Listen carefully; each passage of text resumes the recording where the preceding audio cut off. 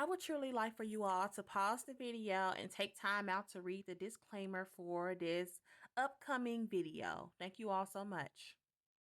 Yeah, I hope everyone is doing well on today, tonight, wherever you may be, or whatever. So today we're going to be watching part 40 of Who the Elf That I Married. So without further ado, let's jump right into it, you guys. Get everything set up, and let's get it. Part 40, Who the Fuck Did I Marry? So we are now at the point of July 2021. Okay. We're at the point where I've spoken to the female cousin, and she gave me the phone number for the older brother. For the purposes of this video, we're going to call him Chris. Okay. Chris was very nice. I called him. He was gracious. He was willing to answer whatever questions I had. And what he said to me was, he said, my brother has always been a liar. He's always been a liar. He said, but ask me what questions you have, and I'll confirm what's real and what's not. First question I had was, when was the last time you spoke to him? Without missing a beat, Chris says, 2015, just after our mother's funeral. So, he hasn't talked to him every day. Because y'all know how she was enacting, like, his phone calls and stuff, where he'll, like, be like, Chris said hello. And then, like, basically, like, he's talking to her, like, Chris said hello. Tell him I said hey. But basically, like, she, like, never heard nobody else on the other end because it never happened, you know. He was basically on the phone talking to himself. Because, yeah, basically, like, he's confirming that they haven't talked to each other in years now. So I explained to him about the phone calls. The fact that Legion would be on the phone for 30-35 minutes, laughing, talking to Chris. Something's wrong with relaying him. messages from Chris to me. Right. And relaying messages from me to Chris. Yeah, that's what I'm Without saying. missing a beat, Chris says he was never talking to me. Dang. And he said, now, I am going to say this. Maybe he was on the phone, but he was not on the phone with me. No, he wasn't on the phone, He yeah. said because he knows that if I ever see him, I'm going to whoop his ass. And I'm laughing because obviously Legion loves to say I'm going to whoop somebody's ass.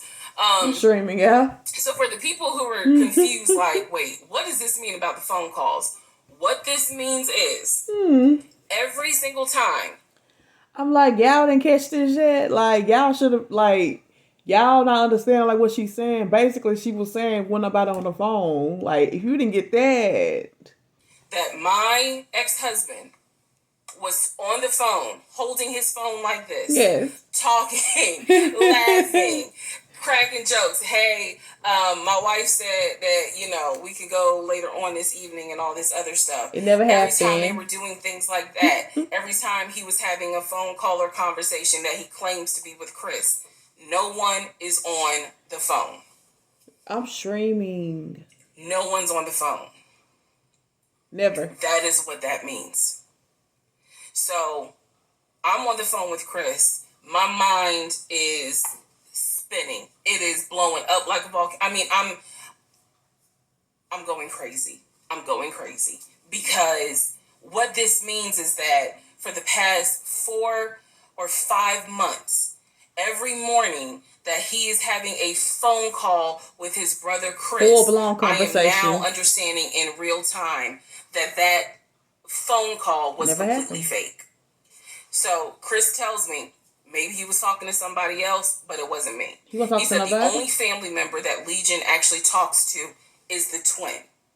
And that's only because, for some reason, I guess it's their twins, he helps him out when he needs it. Legion only calls the twin when he needs money. And the twin, according to Chris, now this is the part that might blow some minds. The twin brother, the one that is older by 20 minutes, is VP of his company, is married, drives a luxury car. So basically, Legion is just copying what his twin brother is doing. So basically, yeah, that's just what's going on. Now, I'm trying to figure out how is he keeping up with these lies. But I guess maybe it is easy to do so when someone you're like close with actually has that life. Dang. And lives in like a 4 or 5 bedroom house. Whole time. That's what he was going off of, So yeah. Chris is saying to me, he was like, it sounds like he took the identity Right. of the twin and was trying to act like that's his life. And it's not. He was like, that nigga ain't never had no money. Ain't never kept a job a long period of time. And he was like, and you're telling me that he claims he was VP of a company? I'm screaming. And so he was like, did you ever see anything? Did you ever meet people like Chris? I respect the fact that he was asking me. Now David, like, now he had his assistant David on the phone, but even with that, that's wild. So you mean to tell me? Well, I been knew this, but like, you mean to tell me the whole time it was just him texting or whatever? He acted like he was in meetings and stuff. The whole time he just texting on the phone. Yeah, he ain't in no meeting. That man on that forklift. It's crazy, y'all. The same questions y'all are asking me. Did you ever meet any family members? And I told him. I said, I met your aunt. Well, what aunt is that? I told him her name. He said, that ain't our damn aunt. I don't know if y'all have ever dealt with people from Philly. So he was just laughing. He was like, that ain't our aunt. He said, that is our mother's best friend. And I don't trust that hoe. He honest, I'm ain't sorry. It's the way he said it that it makes me laugh. Anyway, he's like, I don't trust her. I don't trust her at all. She is not our aunt. She was our mother's best friend when our mother was living in Augusta. She's not our aunt.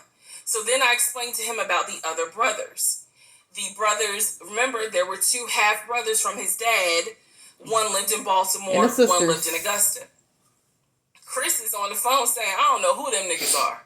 They ain't related to us. He said, our dad never had other kids. That's crazy. He was like, so you mean to tell me this nigga going around telling people that our dad had kids on our mom?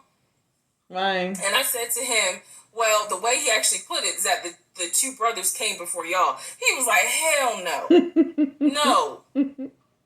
So, I'm sure. and then I explained to him about the sisters. He was like, who the hell is Shantae? And I was like, Shantae, again, I'm just telling you what I was told. Shantae is a sister that lives in Douglasville, married with 2 kids. He was like, no, we don't have a sister. Told him about Kim. He was like, Kim's not our sister, she's a cousin. And he said to me, and I know she ain't talked to him in forever in 2 days. Yeah, I'm sure, man. He said, so everyone, the only people who are his family members is Chris and the twin. He's like, we got some cousins up here. I told him about Junebug. I told him about the uncle. I told him about the grandmother. And he's just sitting back like, oh my God. He said, he was like, I realize that every relationship my brother gets in, he gets worse. And it sounds like he is actually worse than what he was in the last relationship.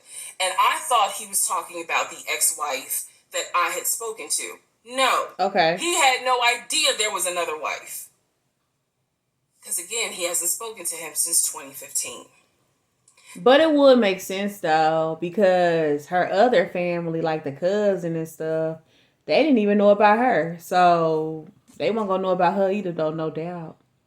It's wild. So he was like, the best thing I can say to you is this. He said, thank God you ain't have kids with him. He said, get your divorce and forget you ever met this man. And he was like, and I know how that sounds because he's my brother. He said, but if I didn't have to claim him, I wouldn't. Aye.